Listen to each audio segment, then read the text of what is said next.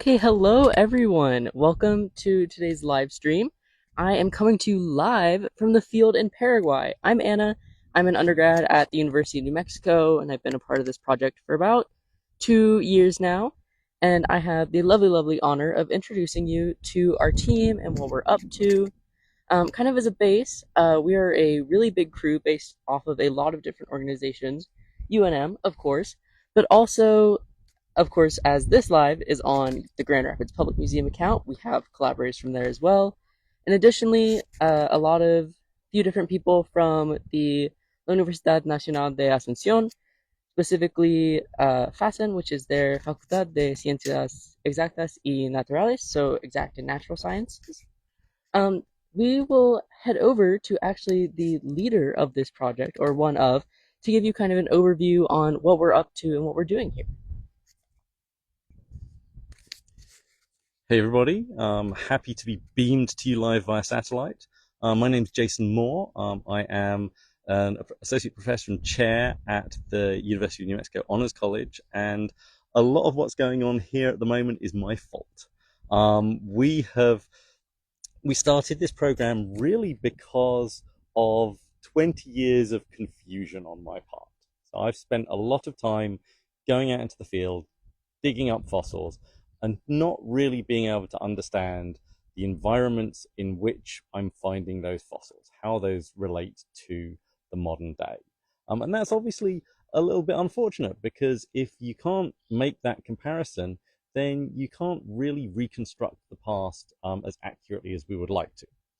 And I thought for many years that this was just because I wasn't very good at reconstructing environments in the past. When I was looking at the rocks, I wasn't getting it. It wasn't clicking.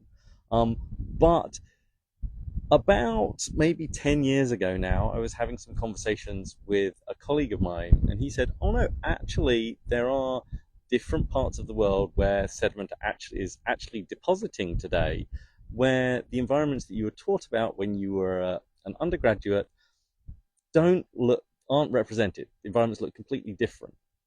And this sort of set a little light bulb off in my brain. And maybe it would be worth going out to some of those places to look at what the environments look like, how organisms are dying, being buried today, in order to perhaps do a better job of describing what's going on in the past.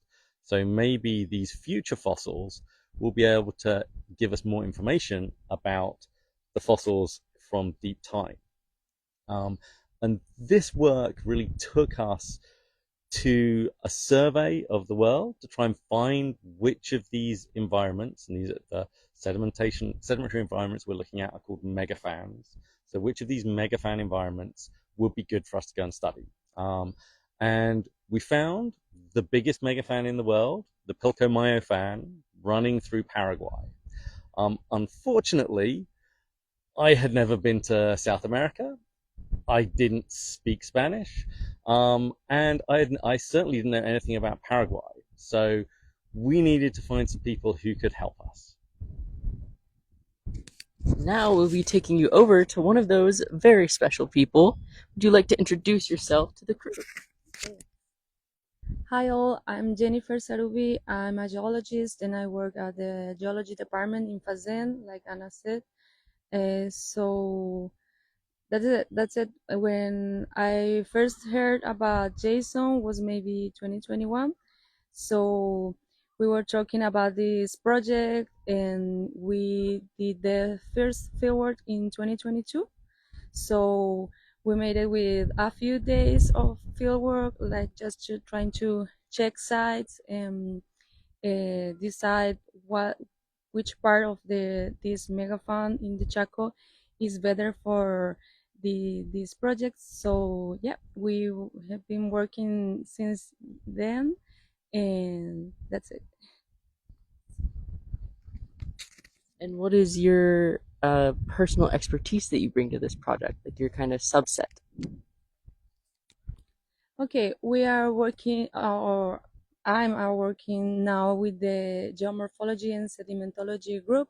So we're trying to understand much better about the sediments, the deposits of these sediments in the fluvial geomorphology of the Pilcomayo. So we can understand the processes and how these processes are related with the taphonomy and paleontology as well. So that is our work now here. And another collaborator, which whom you guys might know, would you like to introduce yourself? Sure, I'm Dr. Corey Redmond. I'm the science curator at the Grand Rapids Public Museum. Hello, Grand Rapids. Welcome to Paraguay, at least virtually. So I first met Dr. Jason Moore, when I was doing my PhD at Texas A&M University. Jason was a postdoc, so I've had the fortune to work with Jason on numerous projects before this, and then in 2023 was my first year being invited into the field in Paraguay. My expertise is vertebrate microfossils, so I'm interested in concentrations of really small vertebrate bones. So think the type of bone that a mouse is going to produce, or a lizard, or a snake. Generally, you're looking at bone that's between less than half a centimeter to maybe 2 centimeters, maybe 5 centimeters. So the really small bone, that's what I've spent most of my career working on. And one of the things that we were really interested in is trying to find a modern microsite in a river system, which had never been documented before. And thankfully, we found several. So I was very fortunate that Jason, based on my expertise, wanted me along to see if we could find one, and we have, which is fantastic. One of the things that I really like about a project like this with so many collaborators is because everybody has a different specialty. The field of geology is huge. You can't know everything. So everybody's coming from the various institutions with a specialty, a different perspective, a different expertise, which just helps us make the whole project and the science and research that much better, which I think is fantastic. It's a lot of fun to work with. When Jason asked me to invite, I also had never been to South America. So for me, field work is what got me into the natural sciences. So, of course I was going to say yes. It's a great opportunity. Thank you, Corey. We're gonna actually circle back to Dr. Moore again and get some more fun details about this project. Hey. So what do we do here on the day-to-day? We've talked a little bit about sort of the big picture, but what you can see the esteemed field crew in the background working on here is surveying one of our sites. So this is an area near to the Pilcomayo River that we've identified as representing interesting environments that we think would correlate with some of the fossils that we're seeing in the past. And so what we do is we spread out in groups over the area, looking for a range of different things. Most of the scientists here are looking for modern bones sitting on the land surface, and if we can find those, we'll mark where they are. We'll decide which animal they belong to, what condition they're in, whether it's a whole animal or whether it's just a part of one, and we'll record a large amount of data about those that we will then be able to compare with similar data that we've gathered from the deep time fossil record. So in this case, for this project, compare it to data from Coastal Geologic Park in Nebraska, which is about 33 million years old, and to Petrified Forest National Park in Arizona, which is about 210 million years old. And what we're hoping is that when we look at organisms preserved in the same environments here as organisms that we're seeing in the rock record, that their patterns of preservation will look similar. And that will suggest to us that this model that using the Pilcomayo to understand fossil preservation in the past is actually onto something, actually telling us something important that we haven't been able to tell before in scientifically. We also have groups here, as Jenny was talking about, who are studying the geomorphology specifically, so the sediments, how they're deposited, how the river system will have changed over time.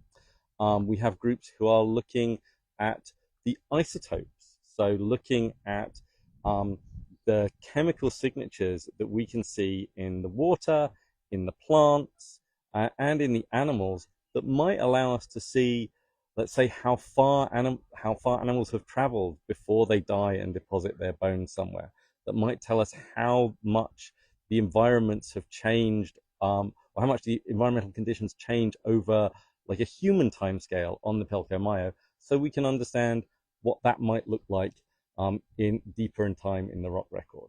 Um, as Corey was saying, having this really big group with a wide range of expertise, and who have seen a lot of the world and a lot of different geological and geomorphological circumstances really allows us to do a huge amount of excellent science here. We should also give a shout out to the various people who have given us money to allow us to do this science. So both UNM, GRPM have started off our funding here. And we've also recently received a sizable grant from the David B. Jones Foundation that's allowed us to do the last 2 years of field work with the big crew and all the students here. We're super grateful for that. Okay, and now we're gonna kind of all come together and answer any questions you guys might have. I saw one in the chat earlier. Someone was curious. Corey, did we dig those giant holes by hand? Yes. So a lot of what I do out here, since I'm looking for concentrations of small little bone, is I spend a lot of time digging holes. Bigger and deeper, the better. And so, normally when you're looking at rock in the fossil record, it's all outcrop, so it's weathering out. Paraguay is very flat. We don't have a lot of topography to speak of. So we try to create our own holes, expose those layers of soil, those sediment layers, to try to find little pieces of bone weathering out. And then we focus on those horizons, those lenses to sample. Nice. And our next question, someone was wondering, have we run into any challenges with fieldwork so far? We don't have time for all. Yeah. We could spend the next hour talking about the challenges just from this season.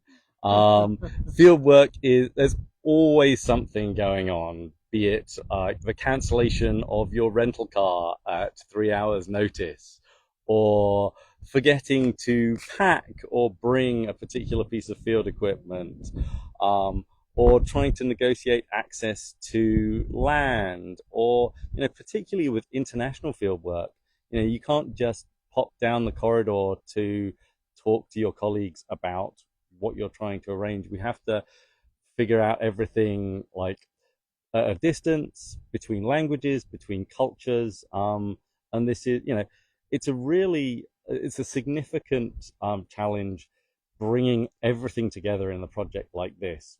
But without you couldn't do that science without addressing those challenges. This isn't work that any individual one of us could do, or that we could do in any one place where we work. To answer these questions, we have to come together and we have to solve these problems as best we can, to and roll with the punches when things don't quite go right. Nice. Yeah, something really good to know about fieldwork is that you have to be really adaptable, and it helps when we have all these people because we have lots of super great minds who can help us come up with solutions to sometimes quite obscure and random challenges. So, moving on, is there anything that you guys have found this season, or even while you've been out here as a whole, that is really cool or that you'd want to share? We can just kind of go down the line.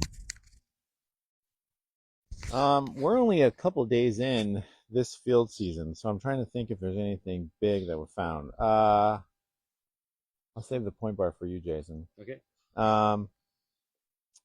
Yeah, so a lot of field work, a lot of science is sometimes a lot of monotony and not much happens. Then you make a really big interesting discovery. So there isn't anything that stands out for me thus far, but we do have 8 days yet to go, so I'm hoping to change that. But that's just the nature of field work.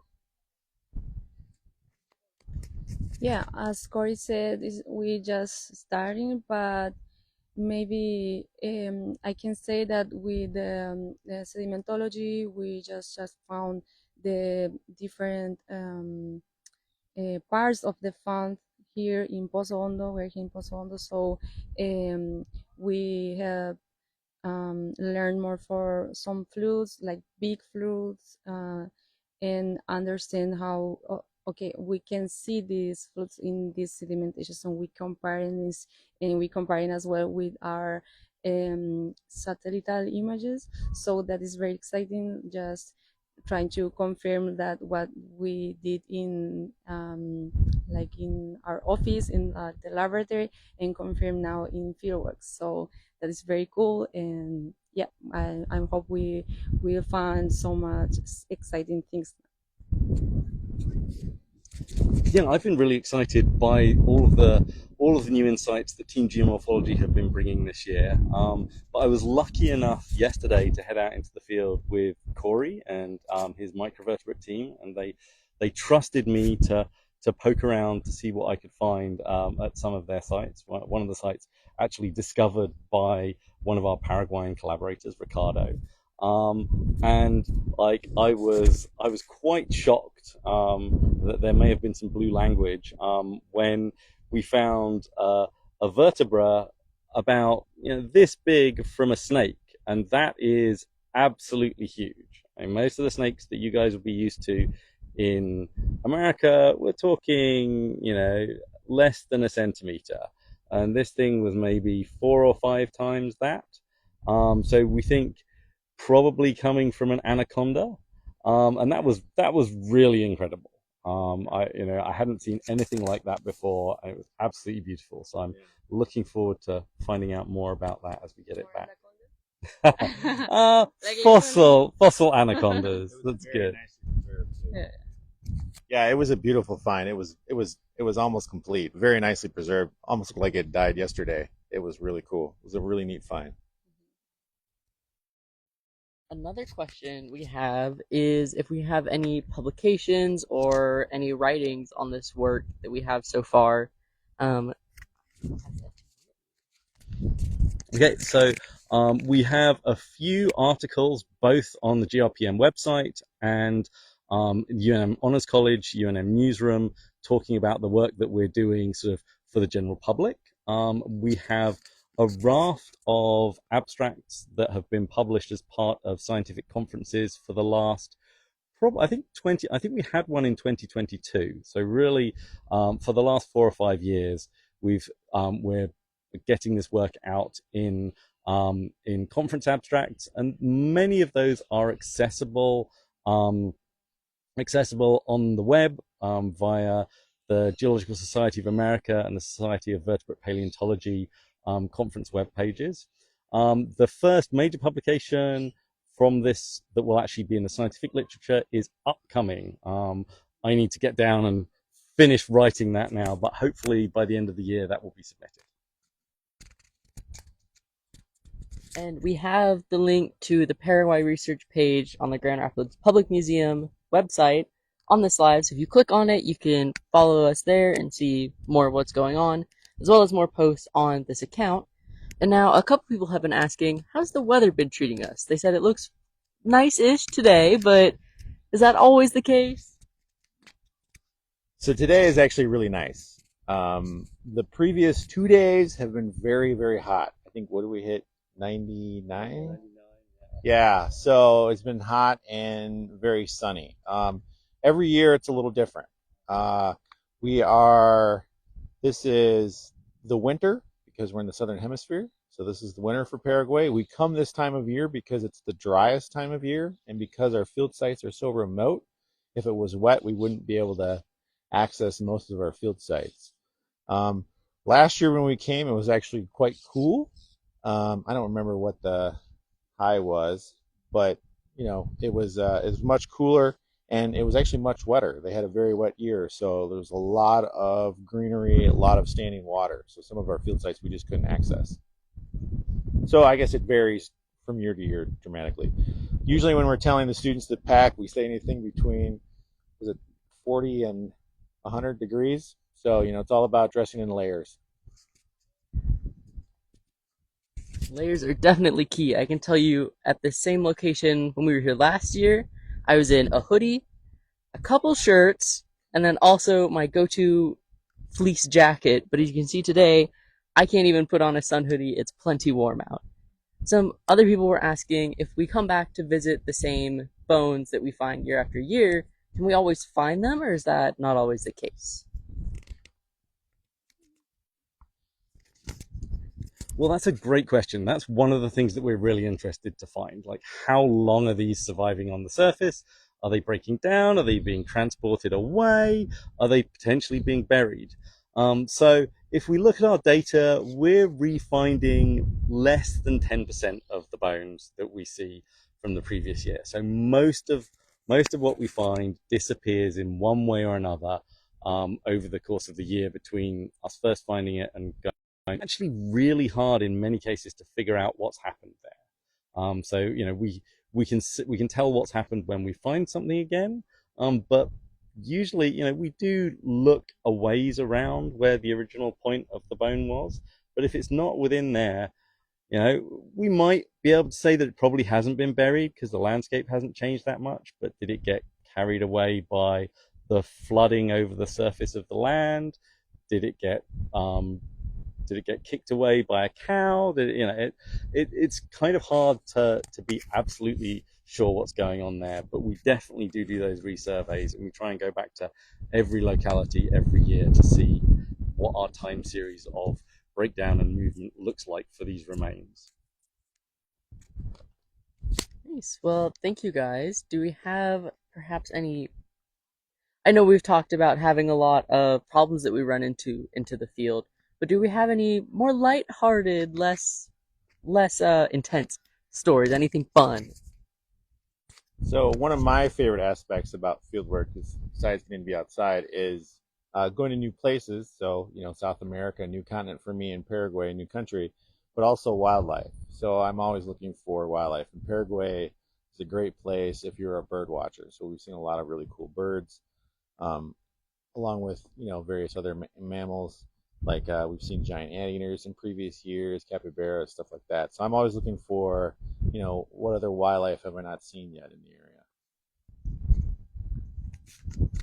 Yeah, and I don't know if I mentioned that, but the Paraguay it has two very different size. Like we have we are now in the Chaco, that is very very different than the like the Oriental. I forgot the South versus North. like the southwestern. Yeah. Okay, well, for us too is different. It's very different, all the topography and the animals, the wildlife like we can find here. So that's why for me too, like I always expecting like see some wildlife. And